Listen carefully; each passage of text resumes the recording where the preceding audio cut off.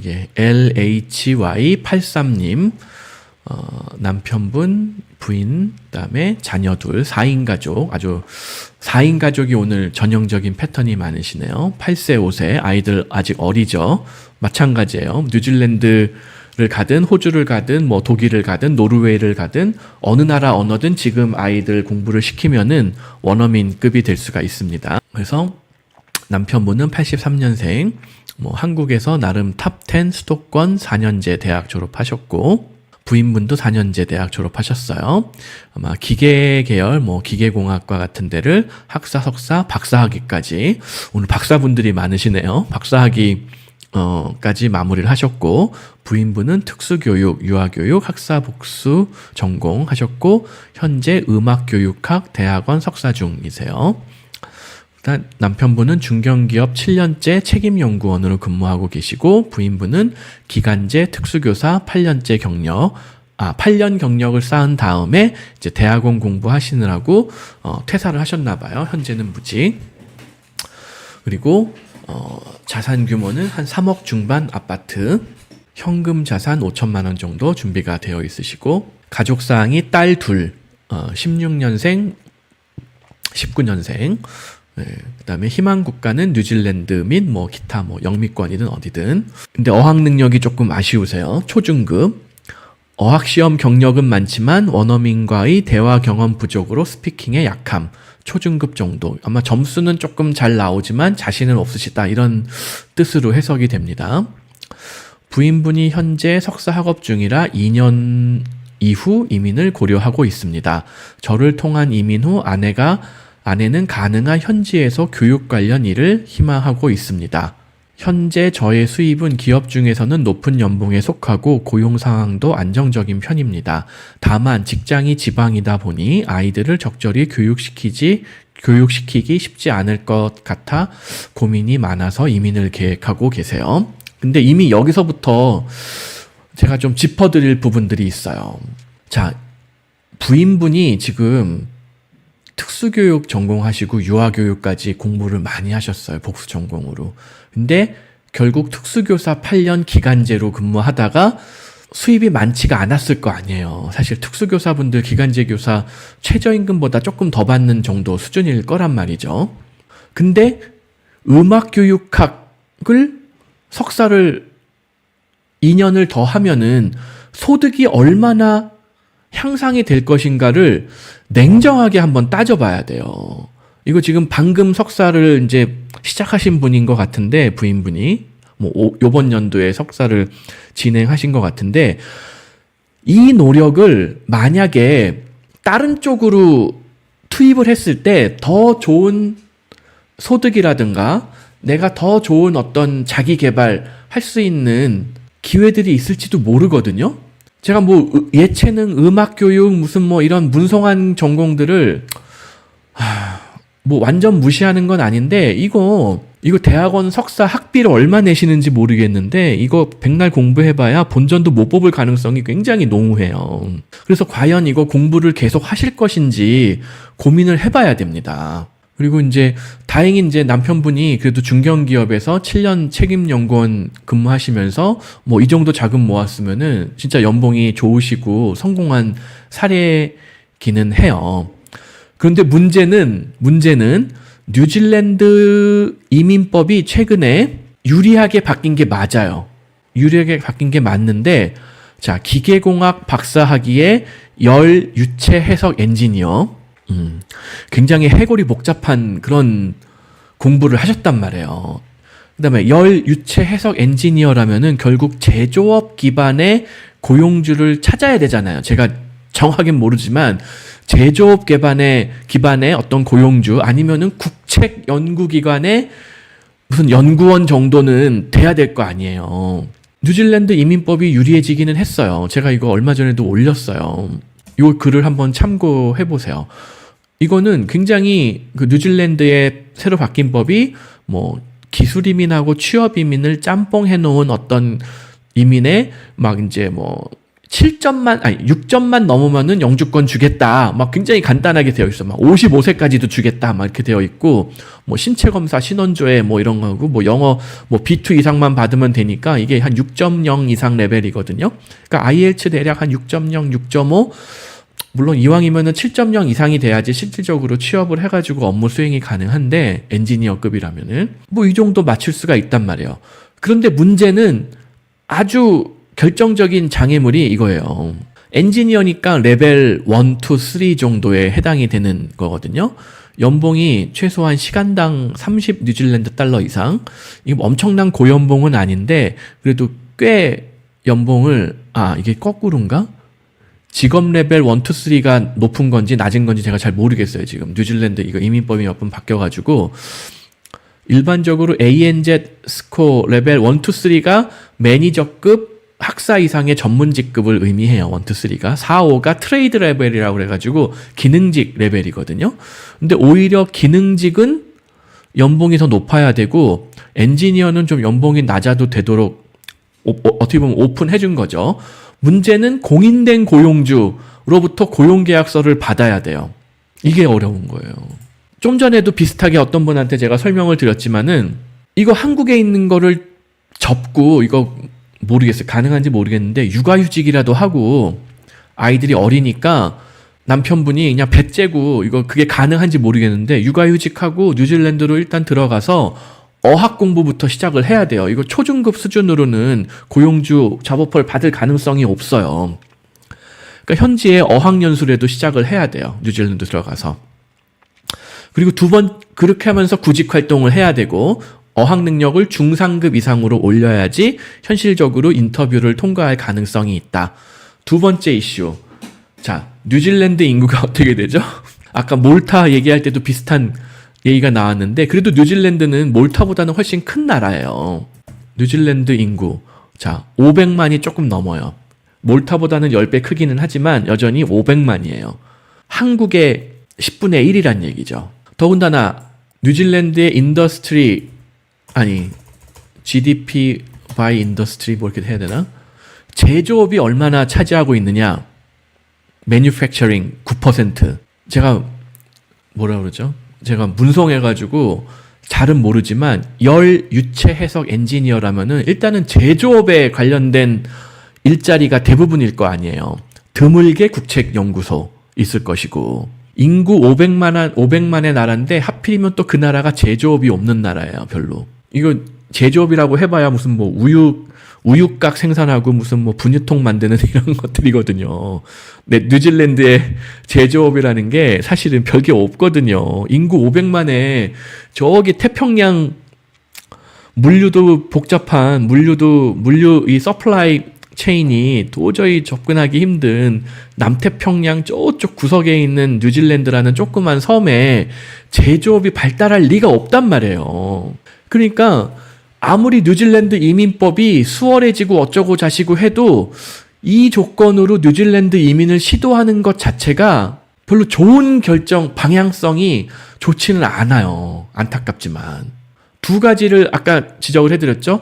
첫째, 부인분이 어차피 지금 해외 이민을 목표로 하고 있는데 음악교육학을 공부해가지고 도대체 우리 가정의 생계에 얼마나 도움이 될 것인가. 물론 이제 부인분의 어떤 지적인 호기심, 그냥 나는 그래도 내가 뭐 공부하고 뭐 책도 많이 읽고 음악에 대해서, 음악도 맨날 들어야 될 거 아니에요. 음악 교육학을 공부하면은. 그럼 맨날 나는 모차르트하고 그냥 베토벤하고 쇼팽만 들어도 세상 행복하다. 뭐 이런 사람들도 있어요. 그것도 인생의 중요한 행복이기는 한데, 자, 지금 40세가 넘었어요. 이제 가장분의 나이가 만 40세가 넘었어요. 슬슬 자산을 형성하고 아이들 교육에 돈을 많이 써야 되든가, 뭐 돈을 쓰든 노력을 많이 쓰든 시간을 많이 쓰든 해야 되고, 노후도 준비해야 돼요. 기계공학 박사의 중견 기업에 책임연구원 7년 근무했지만 현재 자산은 3억 중반에 만 40세에 현금 자산 5천. 물론 이게 대한민국 평균이에요. 이게 대한민국 평균이니까 평균보다 살짝 넘을 거예요. 아마도 오히려. 그러니까 대한민국의 중간값보다 조금 넘을 거예요. 평균보다는 낮을 수도 있어요. 어쩌면은. 이거를 획기적으로 바꾸지 않으면은 사실은 남편분의 이 정도의 학력과 전공과 경력이면은 이거를 선진국에서 이렇게 쌓았잖아요. 미국이나 독일에서. 이거보다 지금 자산 최소 2배, 3배 이상 모았어야 된다는 거예요. 박사까지 하고 이거 어디 뭐 웬만한 지금 빅테크가 있어야 될지도 모른다는 거예요. 사실 이제 기계 계열이니까 빅테크가 아닐 수도 있고 뭐 열역학, 유체 해석 뭐 예를 들어서 스페이스 X 테슬라의 머스크가 세운 테슬라 계열의 스페이스 X 정도에 취업해가지고 연봉 20만 불 이상 받고 있어야 된다는 얘기예요. 근데 아쉽게도 한국에서 하기 때문에 그 정도는 달성을 못한 거죠. 근데 뉴질랜드도 마찬가지로 기계공학 박사가 큰 빛을 볼 수 있는 그런 사회적, 경제적 환경이 아니다. 그러면 제조업이 발달한 나라가 어디예요? 한국, 일본, 중국, 독일, 미국. 결국 이 5나라 중에 하나에서 승부를 봐야 돼요. 근데 한국에서 중견기업 책임연구원 7년 해가지고 이 정도 자금을 모은 것 절대 굉장히 잘하신 건데 이제 워낙 공부를 오래 하다 보니까 취업을 좀 늦게 하셨을 거예요. 어쩔 수 없기는 한데 이걸로 만족할 수가 없잖아요. 지금 딸 둘을 키우니까.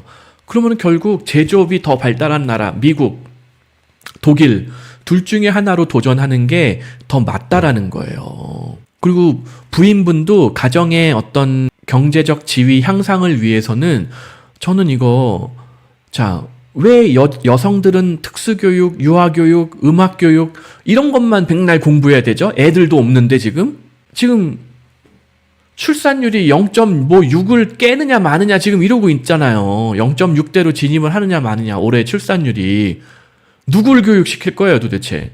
저도 인문대학 출신이다 보니까는 아무 쓸모없는 공부 많이 해봤는데 물론 공부도 안 했지만 저는 이런 교육학 공부가 나쁘다라는 건 아닌데 어차피 남편분이 해외에 진출해가지고 이민 해외 취업을 노리는 상황이라면은 부인분도 그거에 맞춰서 좀 계획을 변경하실 필요가 있어요. 이거 기간제 특수교사 8년 하셨으면은 그동안에 온갖 더러운 꼴 다 보셨을 거 아니에요. 근데 왜 이거를 벗어나지 못하세요? 부인분 다른 방향으로 하라고 이거 2년 더 한국에서 허비해봐야 우리 가정의 경제적, 사회적 지위 향상에 거의 도움이 안 될 것이다. 그리고 사실은 이 가정의 상황은 남편분의 운명에 남편분이 어떤 총대를 메고 리스크를 감수하면서 어학 능력을 향상시킬 수 있느냐. 그래서 그 어학 능력을 바탕으로 해외에서 양질의 취업에 성공할 수 있느냐 없느냐에 따라서 이 가정의 자녀들의 운명, 미래, 교육, 커리어, 그다음에 두 분의 노후까지도 결정이 될 가능성이 크다. 그래서 저는 일단은 뉴질랜드보다는 미국, 독일 쪽으로 뭔가 도전을 해보는 게 맞다. 영미권, 지금 뉴질랜드를 1순위로 적으셨으니까 일단 영미권을 조금 더 생각을 두고 계신 것 같은데 그렇다라고 하면은 제조업이라던가 이게 어떤 이런 산업이 발달한 곳으로 가야 되니까 미국이 1순위예요. 이거 호주, 캐나다도 웬만해서 이런 열역학, 유체 해석, 엔지니어 수요가 그렇게 많지가 않을 것 같아요. 제 생각에는. 물론 제가 혹시 잘못 알 수도 있기는 한데 제가 문성하다 보니까 이런 기계공학이라던가 엔지니어의 세계를 막 깊게 알지는 못하는데 어쨌든 이게 제조업 기반의 고용시장에 특화가 되어 있는 분야라면은 미국을 1순위로 도전을 해보는 게 맞고 2순위는 영미권이 아니어도 괜찮다라고 하면은 스위스가 아니라 독일 같은 나라를 도전해보는 게 더 맞을 것 같다. 이거 한국 주소지로 백날 이거 이력서, 영문 이력서 복사해서 붙여놓고 1000개를 뿌릴 때도 없어요. 뉴질랜드는 심지어. 구인 광고 한번 찾아보신 적이 있는지 모르는데 구글로 뉴질랜드에 올라와 있는 엔지니어 잡을 한번 찾아보세요. 제가 한번 찾아볼까요? 얼른? 이제 스펠링도 못 쓰네. 엔지니어 잡 뉴질랜드. 몇 개나 올라올까요? 많이 올라오네요. 2000개 엔지니어링 잡 2000개 올라왔어요. 뉴질랜드에서는 사실 요거 sick.co.nz 요걸 많이 쓰는데 근데 대부분 메인터넌스 테크니션, 이건 엔지니어는 아니지만은 디자인 엔지니어, 미케니컬, 이런 거는 한번 도전해 볼 수도 있을지 모르겠어요. 제가 열 해석, 유체 해석 엔지니어가 정확하게 무슨 일을 하는지가 잘 모르겠지만 어쨌든 미케니컬 엔지니어링이라면은 이런 거에 한번 도전해 볼 수는 있을지 모르겠어요. 케미컬 엔지니어 이런 거는 해당이 안 되고 미케니컬 엔지니어. 김지윤 님이 뉴질랜드도 로켓 만들기는 한다. 근데 시민권자 아니면은 좀 힘들지 않을까 싶네요. 그렇죠. 로켓 같은 거는 뭐 시큐리티 클리어런스 같은 게 더 뭐 필요할 수도 있으니까. 뉴질랜드에서 미케니컬 엔지니어, 네, 780개 나오네요. 많이 나오네요. 이 정도면. 이 중에서 내 학력과 경력으로 도전해 볼 수 있는 거를 한번 도전은 해봐야죠. 뭐 도전도 안 해보고 포기하긴 뭐 하니까. 그래서 이런 걸 도전해가지고 한번 도전을 해보고 되면 좋고 안 되면은 미국을 택하는 게 더 맞다라는 얘기예요. 훨씬 많잖아요. 게임이 안 되잖아요. 아까 뉴질랜드는 2,000개? 2,000개 정도가 뭐 언급된 게 엔지니어 잡 전체를 다 합쳐서 2,000개인가 있었었어요. 근데 미국에서 메케니컬 엔지니어로 특화해가지고 찾아보니까 49,000개가 나와요. 그러면 몇 배 차이예요. 엄청난 차이가 나잖아요. 물론 이분이 하셨던 그 열, 유체, 해석, 엔지니어, 이게 그냥 일반적인 메케니컬 엔지니어링하고는 좀 다른 것 같아요. 네. 뭐 이런 거에 해당이 되나요? 뭐 에어로노티컬 엔지니어 이런 거에 붙일 수가 있는 건가요? 하여튼 LHY83님 같은 경우에는 미국을 1순위로 도전해보는 게 맞지 않을까. 그 다음에 독일, 제조업이 좀 발달한 나라. 지금 기업 재직 중인 기업이 정확하게 어떤 부분에 업무를 하시는, 어떤 제품을 만드는 혹은 뭐 어떤 서비스를 제공하는 회사인지는 제가 정확하게 모르겠는데 그와 유사한 회사들이 뉴질랜드에 있는가 우선 찾아보시고 있으면은 그쪽에 지원을 해야 돼요. 근데 뉴질랜드에 그런 비슷한 회사들이 뭐 한 서너 개밖에 없다. 그러면 서너 개 다 지원해보고 되면 좋고 안 되면 할 수 없는 거고, 그 다음에 미국에도 우리 지금 내가 근무하는 회사와 유사한 회사들이 뭐 수백 개, 수천 개까지는 없겠죠. 한 수백 개 있을 수가 있단 말이에요. 미국은 규모가 크니까 최소 뭐 수십 개 있을 수가 있고, 독일도 마찬가지고, 그러면은 그쪽도 다 지원을 해봐야 돼요. 물론 제가 계속 말씀드리지만은 이거 그냥 복사해서 붙여넣기로 지원한다고 되는 것은 아니다.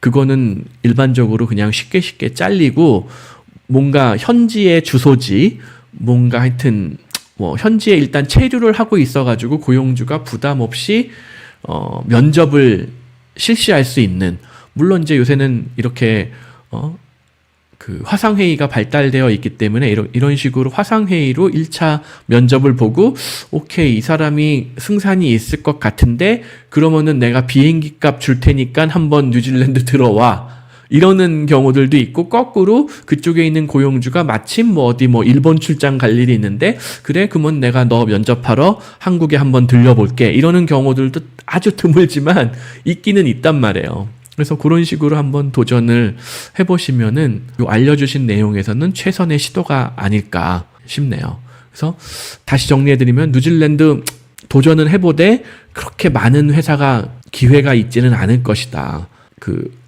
경제의 규모라던가 제조업의 어떤 발달이라던가 이런 걸 고려했을 때 오히려 지금 알려주신 내용으로 봤을 때는 미국, 독일을 1, 2순위로 먼저 검토해 보시는 게 좋을 것 같다. 그리고 부인분 같은 경우에는 되게 죄송한 말씀이지만 남편분이 어차피 해외 취업을 목표로 하고 있다라면은, 설사 해외 취업을 목표로 하고 있지 않더라도 부인분이 지금 음악교육학을 공부를 더해서 가정 경제에 큰 도움을 줄 수 있을 것 같지는 않다. 조금 더 실용적인 다른 직업적인 학문, 기술, 지식 이쪽으로 돌려보시는 거를 저는 적극 권해드리고 싶어요.